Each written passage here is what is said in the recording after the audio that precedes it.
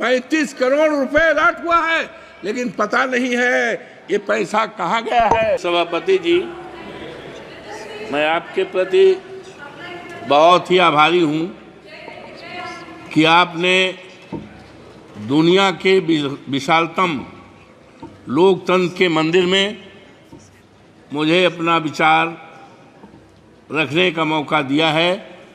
मैं आपके प्रति बहुत ही आभारी हूँ और आज इस आदरणीय सदन में उन तमाम माननीय सदस्यों के प्रति आभार प्रकट करता हूँ, उनका अभिनंदन करता हूँ, स्वागत करता हूँ, बधाई देता हूँ जो आज इस महान सदन में अपने अपने क्षेत्रों से जीत के आए हैं। माननीय सभापति जी, मैं अपने नेता माननीय अखिलेश यादव जी के प्रति आभार प्रकट करता हूं कि उन्होंने एक ऐसी सीट जो अयोध्या में है, प्रभु श्री राम मर्यादा पुरुषोत्तम राम की धरती पे है, जिस सीट के लिए 54 फैजाबाद के लिए देश और दुनिया की निगाहें लगी थी। और आज मान्यवर, आज जब चुनाव हो गया है, जब वहाँ की देवतुल्य मतदाताओं ने मुझे चुनाव जिताकर भेजा है, तो आज केवल हिंदुस्तान में ही नहीं सारी दुनिया में चर्चा है। मान्यवर, मैं देवतुल्य मतदाताओं को आभार प्रकट करता हूँ, प्रभु श्री राम के प्रति अपनी आस्था और आभार प्रकट करता हूँ। और मैंने महामहिम राष्ट्रपति जी के अभिभाषण को सुना और देखा। मान्यवर, ये 29 पृष्ठ का है, लेकिन मुझे खेद है कि महामहिम राष्ट्रपति जी का नाम यहाँ होना चाहिए था, जहाँ संसद के समक्ष भारत के राष्ट्रपति का अभिभाषण। ये दुनिया के में किस तरह के मैसेज जाएगा, हमारे देश में कौन से राष्ट्रपति हैं, उनका क्या नाम है, इसको मान्यवर होना चाहिए था।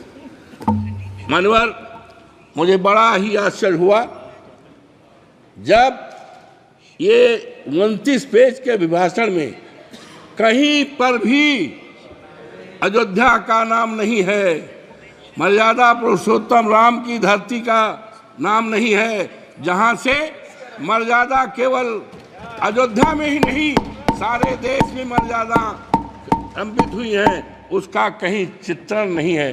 मान्यवर, मुझे बड़ा ही अफसोस हुआ कि अभी परसों मैं गया था अयोध्या में, वहाँ की गलियों को देखा था, कीचड़ भरा है। और जहाँ पर हमारे देश के आदरणीय प्रधानमंत्री जी ने 6 महीने पहले एक रेलवे स्टेशन का जो अयोध्या के नाम है उसका उद्घाटन किया था। 150 से ज़्यादा बाउंड्री वाल है, ढह गई है। और सबसे दुखद पहलू है मान्यवर, सबसे दुखद पहलू है कि स्टेशन से आकर के केवल हिंदुस्तान के ही नहीं, दुनिया के न जाने कितने लोग प्रभु राम श्री राम के मंदिर का दर्शन करने के लिए जाते हैं। 1 किलोमीटर की सड़क है, इतनी गंदगी है, इतनी गंदगी है कि लगता है सारी दुनिया की गंदगी अयोध्या में आ गई है। अब कैसे कैसे